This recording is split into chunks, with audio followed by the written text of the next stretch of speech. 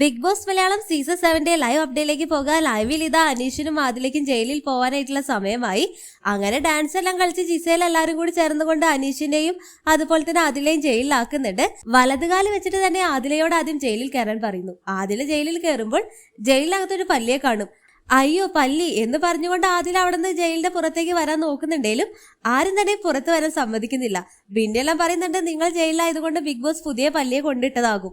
എന്തായാലും ജയിലിൽ കിടക്കുന്ന ആദിലയ്ക്കും അനീഷിനും ബിഗ് ബോസ് ഫ്രീ ആയിട്ട് ഒരു പല്ലിയെ കൂടി കൊടുത്തിട്ടുണ്ട്. പല്ലിയെ കൊടുത്തതാവില്ല, ജയിലല്ലേ, അപ്പൊ പല്ലിയെല്ലാം ഉണ്ടാകും. ആദിലയ്ക്കാണെങ്കിൽ പല്ലിയെ കാണുമ്പോഴേക്കും പേടിയാണ്. അങ്ങനെ പിന്നെയൊക്കെ പറയുന്നുണ്ട് അതിനകത്ത് വെള്ളമുണ്ട്, ഇനി ആ വെള്ളം രണ്ടും കൂടി അടി കൂടിക്കൊണ്ട് അത് തലയിലൊന്നും ഒഴിക്കരുത് എന്നൊക്കെ പിന്നെ പറയാണ്.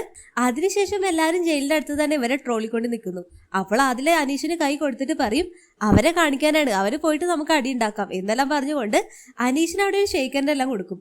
അപ്പോൾ അനീഷ് പറയും, അങ്ങനെയാണോ, എന്ന് ഞാനൊരു സാധനം കൊണ്ടുവന്നിട്ടുണ്ട് എന്ന് പറഞ്ഞുകൊണ്ട് അനീഷ് അവിടെ ആദിലേക്ക് ഒരു ചോക്ലേറ്റ് എല്ലാം കൊടുക്കുകയാണ്. ഞങ്ങൾ സമാധാന സന്ധിയിൽ ഒപ്പുവെച്ചിരിക്കുന്നു എന്നെല്ലാം പറഞ്ഞുകൊണ്ട് ആദിലേക്ക് ചോക്ലേറ്റ് കൊടുക്കുന്ന അനീഷിനെ ലൈവിൽ കാണാം.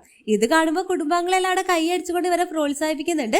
മിക്കവാറും ഇന്നത്തെ ആദിലയുടെയും അനീഷിന്റെയും ജയിൽ ജീവിതത്തോടും കൂടി രണ്ടുപേരും തമ്മിലുള്ള ഒരു വഴക്കെല്ലാം തീരാനുള്ള സാധ്യതയുണ്ട്. അതാണിപ്പോൾ ലൈവിൽ നടന്നുകൊണ്ടിരിക്കുന്നത്. എന്തുകൊണ്ടാണ് നിനക്ക് എന്നോട് ദേഷ്യം തോന്നാൻ കാരണമെന്ന് ചോദിക്കുമ്പോൾ പാത്രം കഴുകുന്ന വിഷയമെല്ലാം ഇങ്ങനെ അതിലൂടെ പറയുന്നുണ്ട്. മിക്കവാറും ഇന്നത്തോടു കൂടി പ്രശ്നങ്ങളെല്ലാം തീരും. എല്ലാം നമുക്ക് കാത്തിരുന്ന് കാണാം. എല്ലാവരും ജയിലിന് ചുറ്റും നിൽക്കുന്നുണ്ട് ഇവരുടെ ഈ പ്രശ്നം കോംപ്രമൈസ് ചെയ്യുന്നത് കാണാനായിട്ട്.